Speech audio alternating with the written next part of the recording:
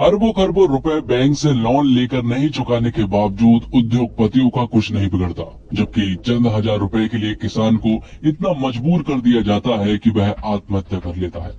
स्वास्थ्य मंत्री बीमार होने पर कभी भी अपना इलाज सरकारी हॉस्पिटल में क्यों नहीं करवाते?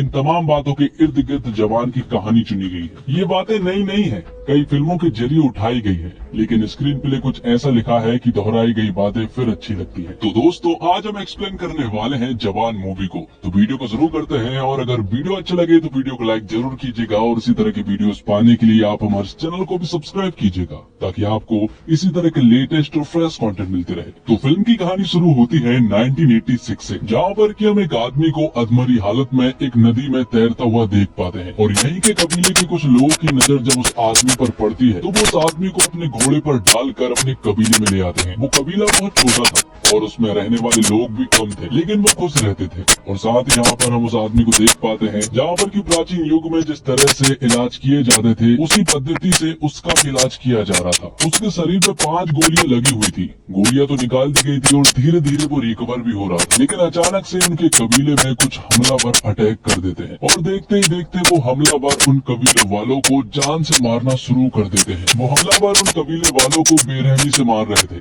और कबीले वाले बस अपनी जान बचाकर भाग रहे थे। लेकिन तभी एंट्री होती है यहाँ पर उनके मसीहा की, जिसकी उन्होंने जान बचाई थी। अब वही उनका मसीहा बनकर बाहर निकला है, और यहाँ पर वो उन सारे हमलावरों को अकेला ही मार गिराता है। वैसे तो वो हमलावर बहुत सारे थे, लेकिन वो अकेला ही सभी को मार डालता है। कबीले वालों को उनका मसीहा तो मिल गया था, लेकिन उस मसीहा को अपना नाम तक नहीं मालूम था, मतलब कि उसकी याददाश्त जा चुकी थी। यहीं पर एक छोटा सा लड़का था जो कि उनसे कहता है कि जब मैं बड़ा हो जाऊंगा तो मैं जरूर पता करूंगा कि आप कौन है। जिसके बाद कहानी 30 साल आगे मुंबई में शिफ्ट होती है, जहाँ पर कि हम एक मेट्रो ट्रेन को देख पाते हैं, जिसमें कि 376 पैसेंजर थे। सभी लोग अपने किसी न किसी काम से जा रहे थे, लेकिन किसी को क्या मालूम कि ये मेट्रो ट्रेन तो बस हाईजैक होने वाली है। इस मेट्रो ट्रेन में भले ही 376 पैसेंजर थे, लेकिन इन पैसेंजरों में 6 लड़कियां ऐसी थी जो कि इस मेट्रो ट्रेन को हाईजैक कर ली थी। किसी ने सोचा भी नहीं था कि ये नॉर्मल से दिखने वाली 6 लड़कियां उन्हें बंधक बना लेगी। और यहीं पर इन 6 लड़कियों के चीफ को भी दिखाया जाता है, जो कि मेट्रो ट्रेन के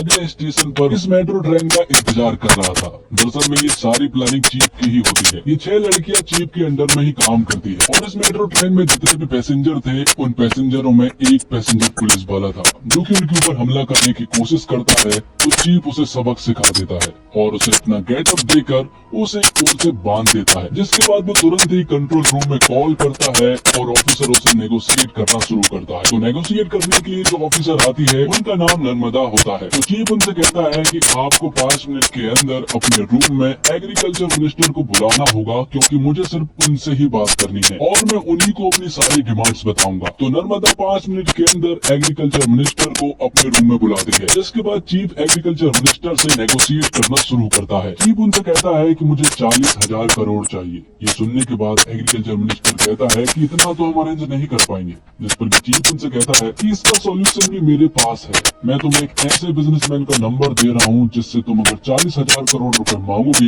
तो वो तुम्हें आसानी से दे देगा, क्योंकि उसकी बेटी मेरे पास है, और वो इसी मेट्रो ट्रेन में मौजूद है। और उसे प्लानिंग करके ही यहाँ पर लाया गया था। जिसके बाद तुरंत ही काली गायकवाड़ के पास कॉल किया जाता है, जो कि हथियारों का बिजनेस करता है। और जब उसे मालूम चलता है कि उसकी बेटी किडनैप हो चुकी है, तो वो 40,000 करोड़ रुपए देने के लिए मान जाता है, और वो तुरंत ट्रांसफर भी कर देता है। जिसके बाद अगले स्टेशन पर मेट्रो ट्रेन रुकने वाली थी, तो यहाँ पर नर्मदा अपनी पूरी की पूरी टीम लेकर वहाँ पहुँच जाती है। लेकिन उससे पहले चीफ के साथ ही काम करने वाली कल्कि की एक फ्लैशबैक स्टोरी सभी को सुनाई जाती है। कल्कि के पिता ने बैंक वालों से 40,000 का लोन लिया था, लेकिन वो उसे नहीं चुका पाए, और वो धीरे धीरे करके बढ़कर 2 लाख हो गया था। तो बैंक वाले कल्कि के पिता को परेशान करने लगे, और यहाँ तक कि उसे मारने भी लगे। कल्कि के पिता पैसा लौटाने में पूरी तरह से असमर्थ थे। तभी उनकी नजर पड़ती है एक पोस्टर पर, जिस पर लिखा हुआ था कि आत्महत्या करने पर उसकी फैमिली वालों को 2 लाख रुपए का मुआवजा दिया जाएगा। और ये पढ़ने के बाद उनके पास कोई और चारा नहीं था। तब कल्कि के पिता ने एक पेड़ से झूलकर आत्महत्या करने का फैसला कर लिया था। ये देखकर कल्कि पूरी तरह से टूट जाती है। उसे बहुत ज्यादा गुस्सा आया था,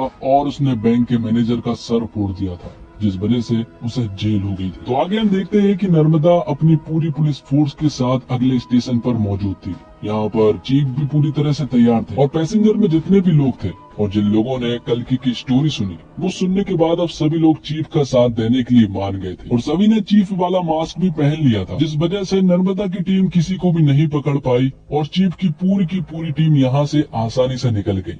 और जो 40,000 करोड़ उनके पास आया था, उन सारे पैसों को उन लोगों ने 7 लाख किसानों के अकाउंट में डलवा दिया जो कि कर्ज में डूबे हुए थे। जिसके बाद हमें मालूम चलता है कि चीफ की ये 6 लड़कियां दरअसल में जेल में रहती है और वहीं से रहकर काम करती है। जैसे ही काम पूरा हो जाता है, ये जेल में वापस चली जाती है। चीफ की ये 6 लड़कियां सारे कामों में एक्सपर्ट है। सारी लड़कियों के पास अलग अलग खूबी है। कोई आर्टिस्ट है तो कोई डॉक्टर है, कोई हैकर है तो कोई फाइटर है। लेकिन ये 6 लड़कियां चीफ के साथ बहुत ही अच्छे से काम करती है और मिशन को पूरा करती है। और साथ ही हमें मालूम चलता है कि चीफ भी कोई आम आदमी नहीं है, बल्कि वो जिस जेल में रहती है उसी जेल का जेलर है, जिसका नाम आजाद है। जेल में रहने वाली जितनी भी लड़कियां हैं, आजाद उन सभी को अपनी बहन और अपनी माँ मानता है। और जेल में रहते इन सारी लड़कियों को इतने अच्छे से सुधार दिया जाता है कि जेल से निकलने के बाद वो कभी भी अपराध का रास्ता नहीं चुनती है। आगे हम देखते हैं कावेरी अम्मा को, और आजाद को इन्हीं ने पाला है। आजाद की उम्र काफी ज्यादा हो चुकी है और शादी के लिए कोई मिल भी नहीं रही है, इसलिए वो एक लड़की को देखने के लिए चाहते हैं।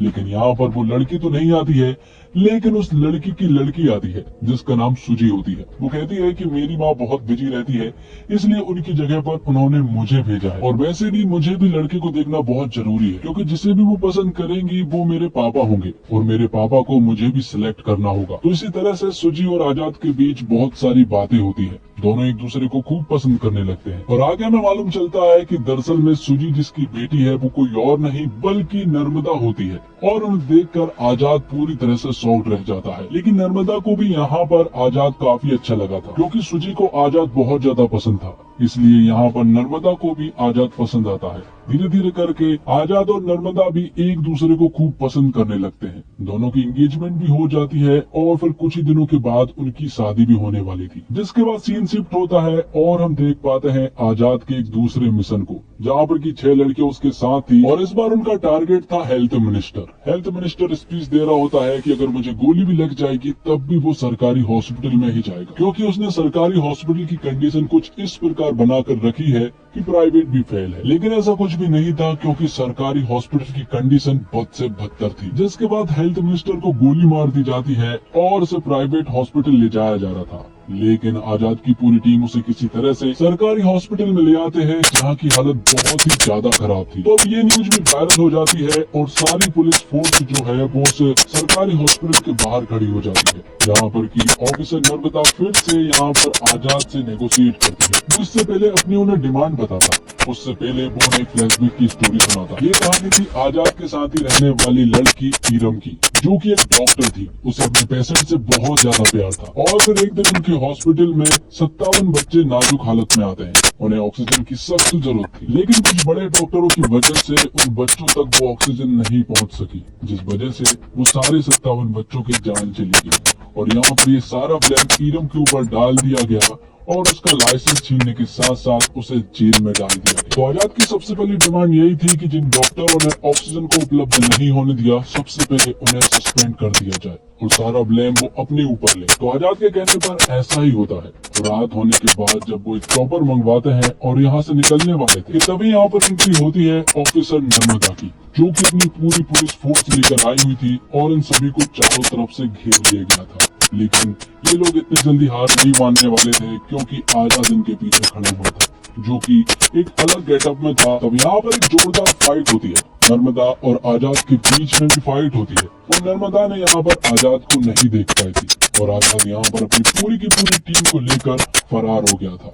नर्मदा को किसी भी हालत में आजाद और उसकी पूरी की पूरी टीम को ढूंढना था, जबकि कुछ दिनों के बाद उसकी और आजाद की शादी होने वाली है। और यहाँ काली गायकवाड़ हथियारों के बिजनेस के लिए रसिया जाने वाला था। तो काली अपना सारा कारोबार अपने छोटे भाई को सौंप कर रसिया चला जाता है। और यहाँ दूसरी तरफ नर्मदा और आजाद की शादी हो जाती है। दोनों बहुत खुश थे और इनसे भी ज्यादा खुश थी उनकी बेटी सुजी। और पहली ही रात यहाँ पर आजाद नर्मदा को सब कुछ सच बताने वाला था। उसने पहले भी कोशिश की थी उसे बताने की, लेकिन हर बार वो नाकामयाब हुआ था। इस बार भी वो बताने वाला था, लेकिन नर्मदा के ऑफिसर ईरानी ने पहले ही पता कर लिया था कि आजाद कौन है और ये सारी बातें उसने कॉल पर नर्मदा को बता दी थी। तो नर्मदा जैसे आजाद को शूट करने के लिए उसके पास जाती है, तभी उनके ऊपर एक जोरदार हमला हो जाता है। यहाँ पर हम देख पाते हैं कि दरअसल में काली गायकवाड़ के भाई ने उन दोनों को बंधक बना लिया था और उसने यहाँ पर नर्मदा को गोली भी मार दी थी और वो आजाद को भी बेरहमी से मार रहे थे। और जैसे ही आजाद को वो जान से मारने ही वाले होते हैं कि तभी यहाँ पर किसी आदमी की एंट्री होती है जो कि काली के आदमी को बुरी तरह से उड़ाता हुआ आ रहा था। और ये कोई और नहीं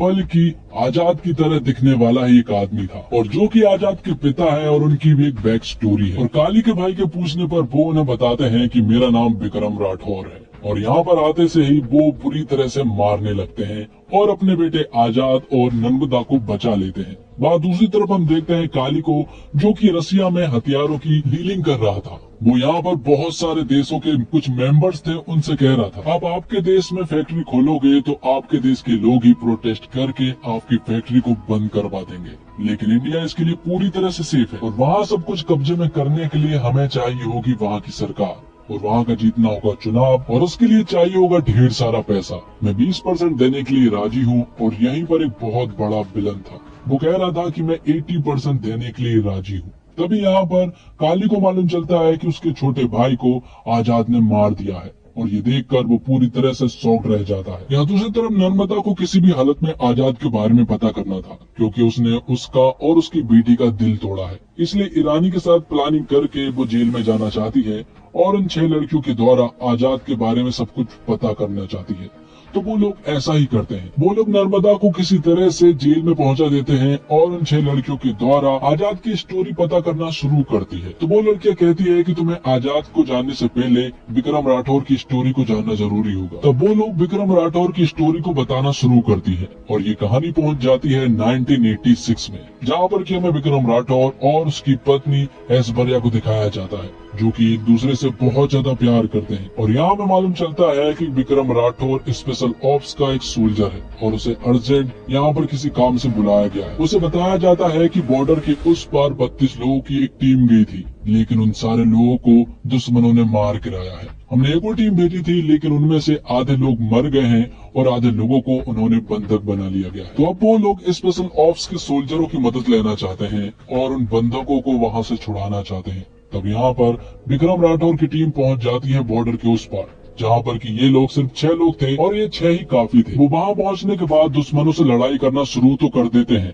लेकिन बीच लड़ाई में इनकी बंदूक काम करना बंद कर देती है। और ऐसा भी नहीं था कि सिर्फ एक सोल्जर की बंदूक ने काम करना बंद कर दिया था, इन 6 ही सोल्जरों की बंदूक ने काम करना बंद कर दिया था। इसके बावजूद उन्होंने ये लड़ाई जीत ली थी और वहाँ के सारे बंधकों को बचा लिया था। तो आगे एक इंक्वायरी बैठती है क्योंकि MI436 गन को काली गायकवाड़ आर्मी को देता है और उसी की वजह से जो दल बॉर्डर के पार गया था उन सभी की गन ने भी काम करना बंद कर दिया था और इसी वजह से वो सारे सोल्जर्स मारे गए थे। तो इस वजह से काली गायकवाड़ के साथ आर्मी ने काम करना बंद कर दिया था और उसकी सारी गन को सीज भी कर दिया गया था। लेकिन काली गायकवाड़ को ये बिल्कुल भी देखा नहीं गया और जब विक्रम राठौर और उसकी पत्नी ऐश्वर्या घर पर अकेले थे तो काली गायकवाड़ अपनी पूरी टीम को लेकर उनके ऊपर हमला कर दिया, जिस वजह से उसने काली गायकवाड़ को तो एरोप्लेन में ले जाकर उसे 5 गोलियां मारकर पानी में गिरा दिया था। सभी ने सोचा था कि वो मर गया था, जिसके बाद काली गायकवाड़ ने ऐश्वर्या को भी किसी तरह से फंसा दिया था। विक्रम राठौर को देश का गद्दार घोषित करवा दिया था और ऐश्वर्या को उसके साथ देने के जुर्म में उसे भी, जिस वजह से ऐश्वर्या को फांसी दी जाने वाली थी। और जब उसे फांसी दी जा रही थी तभी अचानक से ऐश्वर्या बेहोश हो जाती है और मालूम चलता है कि ऐश्वर्या दरअसल में प्रेग्नेंट है और रूल ये कहता है कि प्रेग्नेंट औरतों को फांसी नहीं दी जाती है जब तक कि उसका बच्चा 5 साल का नहीं हो जाता, तब तक उसे फांसी नहीं दी जा सकती। तो ऐश्वर्या के बच्चे की वजह से उसे 5 साल और मिल गए थे। उसका बेटा हुआ जिसका नाम आजाद रखा गया। उसे जेल में बहुत ज्यादा प्यार मिला। जेल की औरतों ने आजाद को बेटे की तरह माना और उसे बहुत ज्यादा प्यार दिया। जैसे ही वो 5 साल का हुआ तो ऐश्वर्या को फांसी दे दी गई, जिसके बाद कहानी प्रेजेंट में आती है और हम उसी पुलिस वाले को देख पाते हैं जिसने की मेट्रो में हमला करने की कोशिश की थी। दरअसल में ये वही लड़का है जिसने की विक्रम राठौर से वादा किया था कि बड़ा होकर मैं ये जरूर पता करूंगा कि आप कौन है, और आज उसने पता कर लिया। और विक्रम राठौर की 6 लोगों की टीम भी उसने इकट्ठी कर ली थी, लेकिन विक्रम राठौर की अभी भी याददाश्त वापस नहीं आई थी। यहाँ पर आजाद अपने पिता से मिलता है और वो भी बहुत खुश होता है। विक्रम राठौर की याददाश्त तो जा चुकी थी, लेकिन उनके अंदर की सारी स्किल्स अभी भी मौजूद थी, जैसे कि फाइटिंग करना, स्विमिंग करना, कुकिंग करना, शूटिंग करना, सब कुछ मौजूद था। अब जेल में आजाद की उन 6 लड़कियों ने जब यहाँ पर नर्मदा को स्टोरी सुनाई तो नर्मदा की भी आंखें नम हो गई थी। वो यहाँ पर उनका साथ देने के लिए राजी तो हो गई थी, लेकिन यहाँ पर हम देख पाते हैं कि ईरानी की दरअसल में ये सारी चाल थी, क्योंकि ईरानी जो है वो यहाँ पर काली के लिए काम करता है और पल पल की न्यूज उसे देता था। तो ईरानी आजाद की उन 6 लड़कियों के साथ साथ यहाँ पर नर्मदा को भी मारने वाला था और साथ ही सुजी को भी। लेकिन वहाँ पर आजाद के पिता विक्रम राठौर सुजी को बचा लेते हैं और यहाँ दूसरी तरफ आजाद यहीं पर आकर इन सारी लड़कियों को भी बचा लेता है, क्योंकि ये जेल उसी का था, इसलिए यहाँ की सारी औरतों ने आजाद का साथ दिया और ईरानी को मार गिराया। लेकिन उससे पहले ईरानी ने इन 6 लड़कियों में से एक लड़की को गोली मार दी थी जिसका नाम लक्ष्मी था, और यहाँ पर काफी कोशिश की थी उसे बचाने की, लेकिन वो उसे नहीं बचा पाया। आगे हम देखते हैं कि आजाद एक प्लान बनाता है, क्योंकि काली गायकवाड़ का ढेर सारा पैसा कंटेनरों से भरकर आने वाला था। उसे किसी तरह से अपने कब्जे में करना था और काली गायकवाड़ को रोकना था, इसलिए वो पूरी की पूरी टीम को लेकर पहुंच जाता है और उनसे सामना करने लगता है। विक्रम राठौर की पूरी टीम को उसने कह दिया था कि आप दूर रहना क्योंकि हम संभाल लेंगे, लेकिन यहाँ पर सिचुएशन आउट ऑफ कंट्रोल हो रही थी। यहाँ पर आजाद की टीम उन लोगों को नहीं संभाल पा रही थी। तब यहाँ पर एंट्री होती है विक्रम राठौर की टीम की। विक्रम यहाँ पर आजाद से कहता है कि ये मिशन बहुत ज्यादा जरूरी है, तो इन लोगों को मैं और मेरी टीम संभाल लेंगे, तुम इस मिशन को संभालो। तो आजाद सारे कंटेनर लेकर चला जाता है और यहाँ दूसरी तरफ विक्रम राठौर की पूरी टीम उन्हें संभालने में लगी हुई थी, लेकिन वो नाकामयाब रहे और यहाँ पर काली गायकवाड़ के लोगों ने विक्रम राठौर की पूरी टीम को अपने कब्जे में कर लिया था।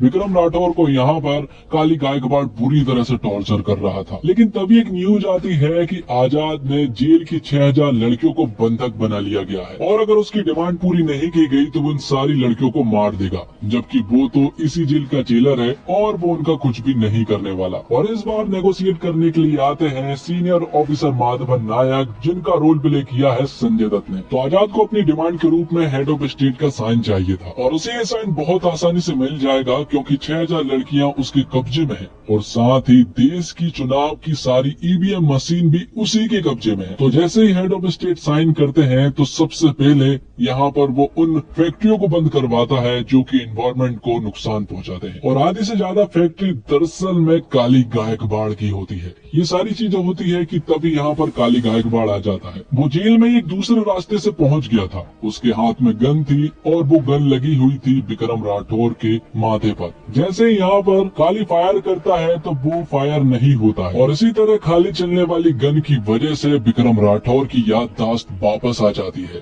जिसके बाद तो आजाद और विक्रम राठौर मिलकर काली की पूरी गैंग का सामना करते हैं और उन सभी को बेरहमी से मार गिराते हैं। और क्लाइमैक्स के कुछ एक्शन सीक्वेंस बहुत ही कमाल के थे। दोनों ने मिलकर जब काली गायकवाड़ के लोगों से फाइट करना शुरू किया तो पूरा थिएटर गूंज उठा और साथ ही जवान 2 का एक छोटा सा हिंट भी दिया है, जहाँ पर कि उसका अगला मिशन स्विच बैंक का है। और साथ ही हमें ये भी बताया जाता है कि इन सारे मिशन में माधवन नायक पहले से ही आजाद के साथ मिला हुआ था। फिल्म में कई सब ऐसे प्लॉट है जिनसे मिलकर पूरी कहानी बनाते हैं। इन छोटे छोटे हिस्सों में कई ऐसी चीजें हैं जो आपको अखबारों में मिलती है। कर्ज में डूबे किसानों की आत्महत्या, लोगों की हेल्थ से खिलवाड़, जिंदगियों और पर्यावरण को जहरीला बनाती इंडस्ट्रीज को बेधड़क काम करने की इजाजत। फिल्म की कहानी भ्रष्टाचार के उस लेवल को भी दिखाती है जहां खराब हथियार लिए सेना के जवान दुश्मनों के सामने जान गंवा देते हैं। नर्मदा के साथ साथ बाकी महिला किरदारों की कहानी उन्हें मजबूत दिखाने की बजाय उन्हें बहुत मजबूत बनाती है। और शाहरुख खान के किरदार को इटली ने अपनी ट्रेडमार्क स्टाइल में स्क्रीन पर बहुत ग्रैंड प्रेजेंस दी है। अनिरुद्ध के जानदार म्यूजिक के साथ इन किरदारों को वो एलिवेशन मिलता है जो हीरो की रियलिटी से नहीं, सिनेमा स्क्रीन से भी बड़ा बना देता है। और शाहरुख खान के एक्शन सीन पूरी फिल्म में शुरू से अंत तक हर थोड़ी देर में आपको मिलते रहते हैं। फिल्म की शुरुआत में ही 10 मिनट का एक सीक्वेंस है जिसमें कहानी का हीरो ऐसे ट्रीट किया गया है जैसे कि वो सुपर हीरो हो, जबकि एक्शन करते हुए वो अपने फाइटर वाले स्किल्स जिस तरह से डेवलप करता है वो उसे सुपर ह्यूमन बनाते हैं। हर एक फाइट सीन, हर एक एक्शन ब्लॉक एक पक्के एक्शन लवर दर्शक के लिए ट्रीट है। और जवान 2 घंटे 45 मिनट लंबी फिल्म है, लेकिन इस लंबे रन टाइम के बावजूद कभी भी ऐसा नहीं लगता कि कुछ बेमतलब है। लेकिन कहानी में ढेर सारी मजेदार एलिमेंट्स को फिट करने में कहीं कहीं ऐसा लगता है कि फिल्म बहुत तेजी से आगे पीछे भाग रही है। इसलिए अब आजाद के बचपन की कहानी में एक सीन पर फिल्म रुकती है तो आप इमोशन को महसूस कर पाते हैं, और इस सीक्वेंस के अंत में दर्शक खुद भी इमोशनल हो सकते हैं। और एटली ने जवान के हीरो के लिए जो स्वैग इमेजिन किया होगा, शाहरुख उसे पूरे वजन के साथ स्क्रीन पर लेकर आए हैं। एक्शन करना हो या फिर बातें, शाहरुख का काम स्वैग के मीटर पर फुल स्कोर मेंटेन किए रखता है। सबसे इंटरेस्टिंग चीज ये है कि यहाँ हाईलाइट सिर्फ सुपरस्टार शाहरुख नहीं, बल्कि एक्टर शाहरुख को भी अपनी चमक दिखाने का पूरा मौका मिलता है। स्पेशल ऑफिसर के रोल में नयनतारा से परफेक्ट शायद कोई और लग ही नहीं सकता था। इस किरदार में वो जितनी मजबूत है, उनकी जगह कोई और ले ही नहीं सकता था। विजय सेतुपति एक बार फिर से दिखाते हैं कि देश के सबसे बेहतरीन एक्टर्स की लिस्ट बनाते हैं तो उनका एकदम झट से नाम क्यों याद आता है। और फिल्म जवान में सपोर्टिंग कास्ट का काम भी बहुत ही सॉलिड है। और जवान पूरी तरह से पैक्ड स्क्रिप्ट है, जिसमें जितना कुछ कहने की कोशिश की थी, फिल्म उससे असरदार तरीके से काफी हद तक कहने में कामयाब भी होती है। लेकिन इतने ढेर सारे एलिमेंट्स को पैक करने में थोड़ी सी ज्यादा भरी हुई भी लगती है। हालांकि इसमें कोई शक नहीं है कि शाहरुख खान की बेस्ट सिनेमैटिक मूवमेंट्स लेकर आई है। और लड़कियों और महिलाओं में शाहरुख खान बेहद लोकप्रिय है, इसलिए शाहरुख खान की गैंग का हिस्सा लड़कियों को बनाकर एटली ने फिल्म की अपील को बढ़ाया है। शाहरुख खान के एक पावरफुल सीन भी है जिसमें वो कहते हैं कि आप एक पेन खरीदते समय कई तरह के सवाल करते हैं, तो वोट देते समय उम्मीदवार से भी पूछिए कि वो हमारे लिए क्या क्या कर सकता है, तभी उसे वोट दीजिए। और निर्देशक के रूप में एटली इसलिए प्रभावित करते हैं कि दर्शकों को वे ज्यादा सोचने का समय नहीं देते, तेजी से वे अपनी बात कहते हुए आगे बढ़ते जाते हैं। सामान्य दृश्यों को भी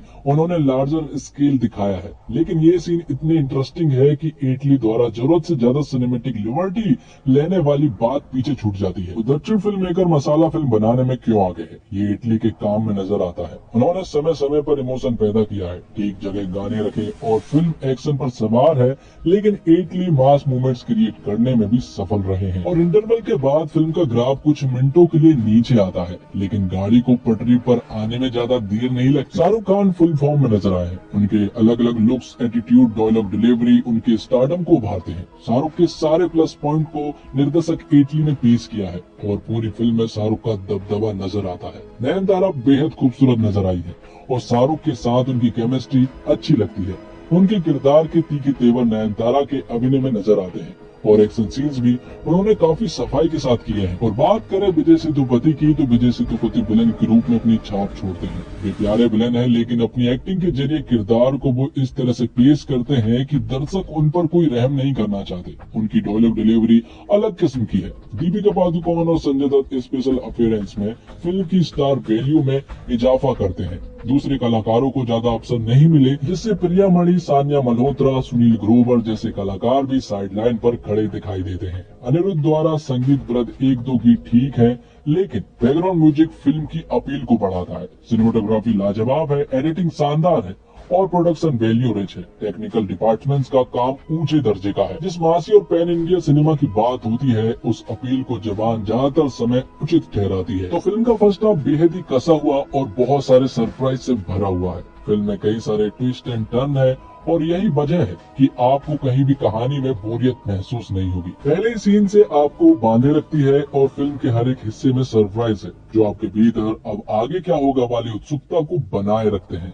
फिल्म सिर्फ एक कहानी में नहीं चलती, बल्कि छोटे छोटे हिस्से में कई कहानियां हैं। एक सवाल जो फिल्म की रिलीज से पहले सामने आया था कि कई सारे कलाकारों को आप कब देखेंगे और कब मिस कर देंगे, ये पता ही नहीं चल पाएगा, क्योंकि इस फिल्म में बहुत सारे एक्टर्स हैं। लेकिन जवान में इन एक्टर्स के साथ ही दीपिका पादुकोण और संजय दत्त जैसे सरप्राइज फैक्टर भी हैं और सभी को पर्दे पर देखने में मजा आता है। अगर आप पठान में शाहरुख का एक्शन देखकर खुश हुए हैं, तो बता दूं, वो तो सिर्फ टीजर था। पिक्चर अभी बाकी है मेरे दोस्त, और वो पिक्चर आपको जवान में दिखेगी। फिल्म के एक्शन सीक्वेंस बेहतरीन है। वही बैकग्राउंड म्यूजिक के एटली मास्टर है। उन्हें अच्छे से पता है कि यही वो सबसे अहम चीज है जो सिनेमा हॉल में बैठे दर्शक के मूड को बना और बिगाड़ सकती है। निर्देशक एटली मासी इंटरटेनर फिल्मों के बादशाह हैं और उन्होंने जवान में वही बादशाह दिखाई है। फिल्म का एक्शन हो या फिर उसकी कहानी और इमोशनल सीन को दर्शाने का तरीका, साउथ की फिल्म का अपना एक रॉ एंड रस्टिक स्टाइल है। जो उत्तर भारत के दर्शकों को खूब पसंद आ रहा है। जवान में वही अंदाज देखने को मिलता है। और निर्देशन की बात करें तो इटली की यह फिल्म हर तरह से मसालेदार है, मगर निर्देशक ने उसमें 30 साल का लिप लेकर उसे आज के दौर के मुद्दे से जोड़ा है। किसानों की दुर्दशा और आत्महत्या का मुद्दा हो या फिर सरकारी अस्पतालों की बदहाली, आम आदमी सिस्टम के कुचक्र में कैसे फंसता है, इसे इटली ने एक्शन इमोशन के साथ परोसा है। फिल्म में 2 कहानियां समांतर ढंग से चलती है, जिसमें शाहरुख खान नयनतारा वर्तमान में और शाहरुख दीपिका अतीत में। हालांकि इटली की फिल्म में कई टर्न और ट्विस्ट हैं, इंटरवल का पॉइंट भी दिलचस्प है, मगर कई जगह पर निर्देशक सिनेमैटिक लिबर्टी लेने से नहीं चूके। कहीं कहीं पर फिल्म मेलोड्रामिक भी होती है, मगर किरदार उसे निभा ले जाते हैं। किसान का बेबस होकर फांसी लगाने का दृश्य हृदय विदारक है। रोंगटे खड़े कर देने वाले दृश्य में देश दुनिया से एक साथ आए 6 एक्शन निर्देशकों का जलवा साफ मालूम पड़ता है। और इटली द्वारा लिखित पटकथा आकर्षक और मनोरंजक है। हाँ, फिल्म का रन टाइम लंबा 2 घंटा 45 मिनट है। बेटे को हाथ लगाने से पहले बाप से बात कर मच्छर मारने की 5 घंटे चलने वाली क्वाइल के बारे में आप इतनी पूछताछ करते हैं, मगर 5 साल चलने वाली सरकार से कोई नहीं पूछताछ करता। जैसे सुमित अरोड़ा के लिखे संवाद सीटी मार साबित होते हैं। और प्री क्लाइमेक्स जनता को सही सरकार चुनने के संदेश के साथ आगे बढ़ता है, और क्लाइमेक्स गाने के साथ। और अंत में सीक्वल का इशारा भी मिलता है। संगीत की बात की जाए तो जिंदा बंदा चलिया जैसे गाने भी चार्ट बस्टर हो चुके हैं। और एडवांस बुकिंग की सुनामी ही नहीं, बल्कि ऑडियंस के रिएक्शन भी बता रहे हैं कि ये हर तरह से शाहरुख खान की फिल्म है। पिता पुत्र के डबल रोल में एसआर की पूरी फिल्म में छाए हुए हैं। शाहरुख खान एक समर्थक अभिनेता तो है ही, मगर इस बार उनके लुक्स, कॉस्ट्यूम और बॉडी लैंग्वेज के भी कई अंदाज हैं, जिन्हें वे कमाल ढंग से निभाते हैं और दर्शकों को मंत्रमुग्ध करते चले जाते हैं। एक्शन दृश्यों में उनकी फ्लेक्सिबिलिटी देखने योग्य है। हाईजैक वाला उनका बोल्ड लुक और पाउडर झाड़ने वाला उनका स्टाइल पहले से ही चर्चा का विषय बना हुआ है। शिकार के साथ उनका भूरे बाल वाला ओल्डर वर्जन बहुत वजनदार है।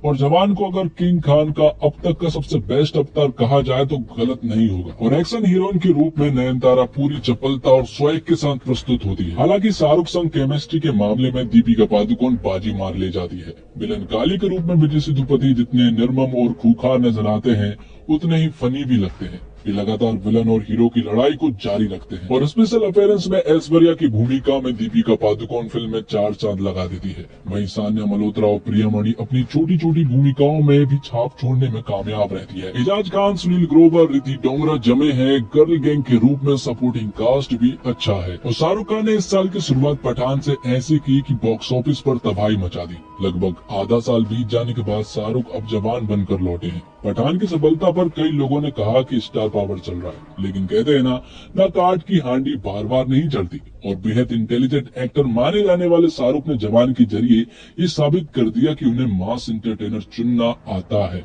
अपनी इस साल की दूसरी रिलीज के जरिए शाहरुख एक ऐसी फिल्म लेकर आए हैं जो सही मायने में जनता की मसाला एंटरटेनर है। शाहरुख खान, नयनतारा और विजय सेतुपति स्टारर इस फिल्म के जरिए साउथ की निर्देशक इटली ने एक बढ़िया फिल्म सामने परोसी है, जिसमें सबको सिर्फ शाहरुख खान के कंधों पर नहीं बल्कि फिल्म का करिश्मा भी आपको खूब देखने को मिलेगा। तो दोस्तों, इसी के साथ ये फिल्म यहीं पर खत्म होती है और ये एक्सप्लेनेशन भी यहीं पर खत्म होता है। उम्मीद करता हूँ आपको वीडियो पसंद आई होगी।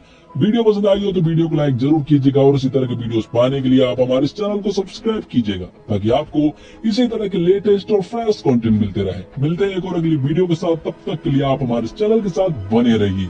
धन्यवाद। जय हिंद, जय भारत, जय श्री राम।